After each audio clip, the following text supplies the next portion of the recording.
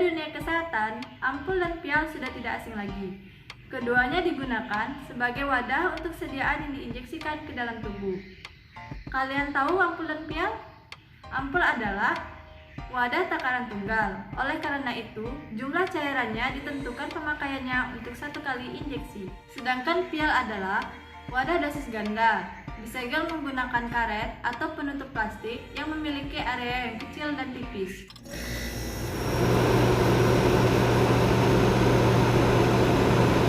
Suatu TPA rumah sakit sering sekali ditemukan botol-botol bekas infus, ampul, serta pial yang dibuang begitu saja. Sehingga para oknum yang tidak bertanggung jawab memanfaatkan keuntungan dengan cara menjual obat palsu serta vaksin palsu dari botol-botol bekas tersebut.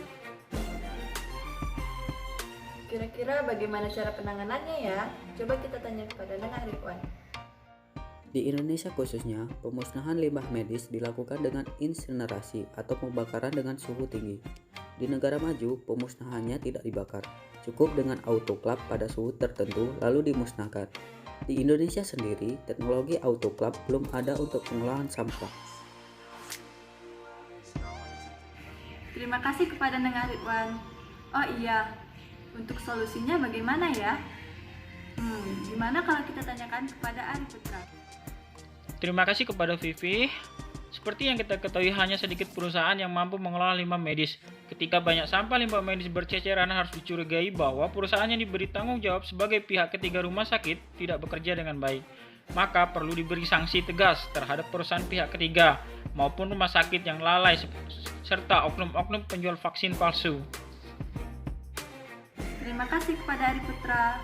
Nah, begitulah teman-teman edukasi hari ini. Semoga ilmu yang kami berikan ini dapat bermanfaat bagi kita semua. Sampai jumpa.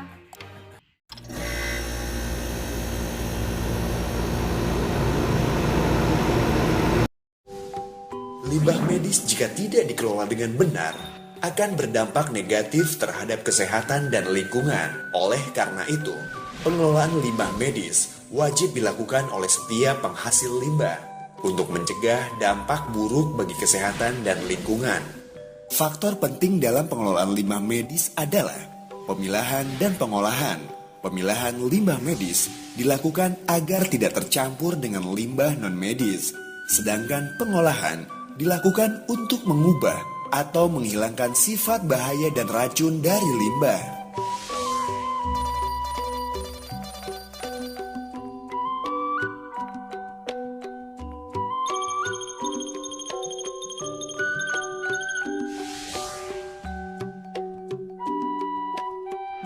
Limbah bahan berbahaya dan beracun yang selanjutnya disebut limbah B3 adalah sisa suatu usaha atau kegiatan yang mengandung B3.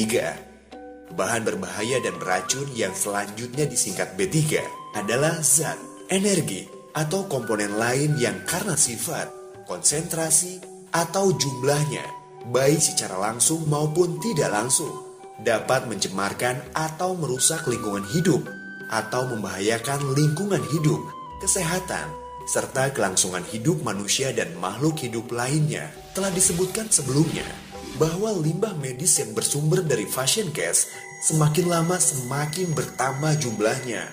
Padahal, limbah medis merupakan limbah bahan berbahaya dan beracun.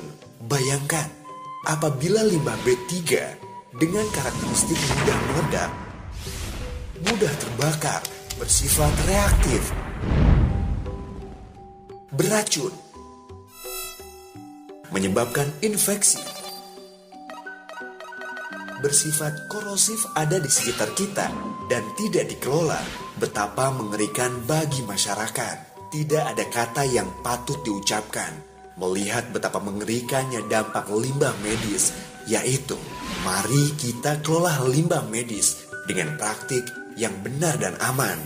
Limbah medis di dalam strategi pengelolaannya dikelompokkan menjadi beberapa kategori, yakni limbah infeksius dan patologi, limbah kimia dan farmasi, limbah tajam, limbah sitotoksis, termometer dan tabung rusak, serta limbah radioaktif.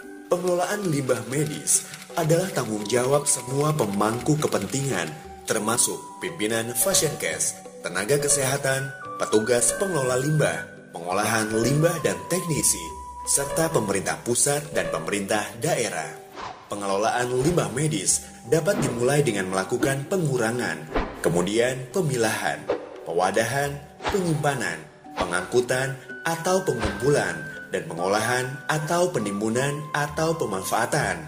Pengurangan atau pembatasan limbah medis meliputi pengurangan pada sumbernya, penggunaan produk yang dapat didaur ulang, adanya kebijakan pimpinan dalam pengaturan pembelian alat dan bahan yang ramah lingkungan, pemilihan limbah sesuai kategori, karakteristik, serta metode pengolahannya, serta tata kelola barang tersedia. Pemilahan limbah merupakan kunci dari pengurangan jumlah limbah. Hal ini sangat penting untuk pengelolaan limbah yang efektif. Pemilahan limbah juga dapat meningkatkan perlindungan kesehatan masyarakat. Dalam pemilahan, yang perlu diperhatikan antara lain kode warna untuk wadah limbah, pemilahan yang sama dari sumber hingga pengolahan. Pemilahan harus disesuaikan di seluruh rumah sakit pada suatu area, dilakukan berdasarkan teknologi pengolahan limbah, dan harus dilakukan oleh penghasil limbah pada sumbernya. Hal-hal yang perlu diperhatikan dalam pewadahan limbah medis adalah wadah harus tersedia sesuai dengan jenis limbahnya. Semua wadah harus diberi tanggal, kode, label, dan simbol. Wadah limbah juga harus dilapisi plastik sesuai jenis limbahnya dan dapat disegel. Wadah yang hampir penuh harus segera diganti dengan yang kosong. Wadah juga harus mudah dibersihkan. Tempat penyimpanan sementara limbah medis harus memenuhi beberapa kriteria, meliputi lantai kedap air, memiliki saluran air yang baik untuk menyalurkan air limbah dari pencucian alat, dan cairan yang memungkinkan menetes dari limbah. Permukaan lantai dan dinding menggunakan bahan yang mudah dibersihkan. Persediaan air harus cukup dan mudah diakses oleh petugas, serta aman dan dapat dikunci. Selain itu, untuk mencegah hal-hal yang tidak diinginkan, pencahayaan dan ventilasi harus baik dan konstruksinya dapat mencegah masuknya hewan pengganggu dan serangga. Dari sumber, limbah harus diangkut ke lokasi penyimpanan sementara. Hal yang penting dalam pengangkutan atau pengumpulan limbah medis adalah alat angkut yang digunakan harus khusus untuk mengangkut limbah medis, tidak dicampur untuk kepentingan lain, apalagi untuk pengangkut makanan. Alat angkut harus tertutup, kedap air, mudah dibersihkan, dan dilengkapi dengan tanda, label, dan simbol khusus pengangkut limbah karena berpotensi memberi dampak negatif. Maka, rute pengangkutannya pun harus diupayakan melalui jalur yang khusus dan harus direncanakan dengan seksama sebelum mengangkut. Hal yang juga sangat penting adalah petugas pengangkut harus menggunakan alat pelindung diri. Tempat penyimpanan sementara juga harus dilengkapi dengan peralatan dan sistem pemadam kebakaran, pagar pengaman, pembangkit listrik cadangan, fasilitas pertolongan pertama, peralatan komunikasi, gudang tempat penyimpanan peralatan dan perlengkapan, pintu darurat, alat tanda bahaya, serta keterangan koordinat lokasi.